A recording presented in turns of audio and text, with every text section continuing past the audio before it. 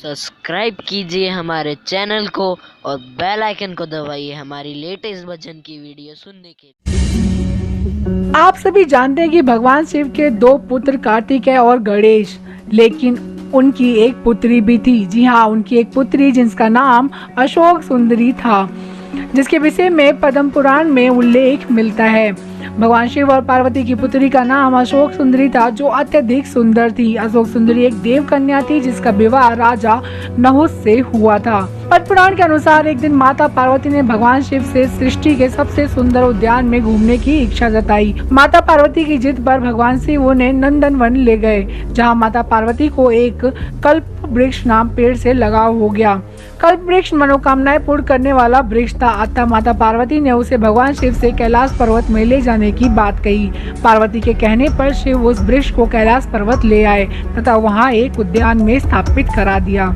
एक दिन माता अकेले उसी उद्यान में घूम रही थी, जहां भगवान शिव ने उस कल्प वृक्ष को लाकर रखा था।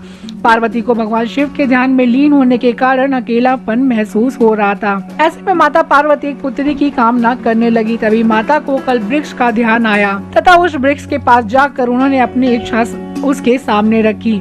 यह इच्छा तुरंत पूरी हुई और पुत्री का नामकरण अशोक हुआ। उसे सुंदरी इसलिए कहा गया क्योंकि वह बहुत ही सुंदर थी। उनका विवाह चंद्रवंशीय ययाति के पुत्र नहुस के साथ होना तय था। एक बार अशोक सुंदरी अपने सहेलियों के साथ नंदनवन में खेल रही थी। तभी वहाँ एक झुंड नामक भयंकर राक्षस विचरण करते हुए आया। वह अशोक सुंदरी के रूप को देखकर उसकी ओर आकर्षित हो गया। उसने इससे पहले कभी अशोक सुंदरी के समान कोई सुंदर कन्या नहीं देखी थी।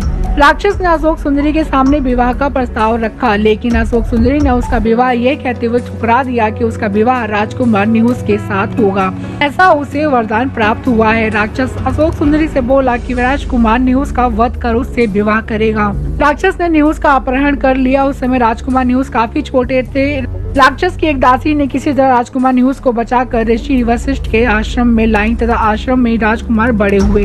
एक दिन राजकुमार निहुस ने राक्षस हुड को ढूंढ कर उसका वध कर दिया। इसके बाद भगवान शिव और माता पार्वती के आशीर्वाद से निहुस और अशोक सुंदरी का विवाह संपन्न हुआ था। अशोक सुंदरी ययाति जैसे वीर पुत्र और 100 रूपवान कन्याओं की माता बनी।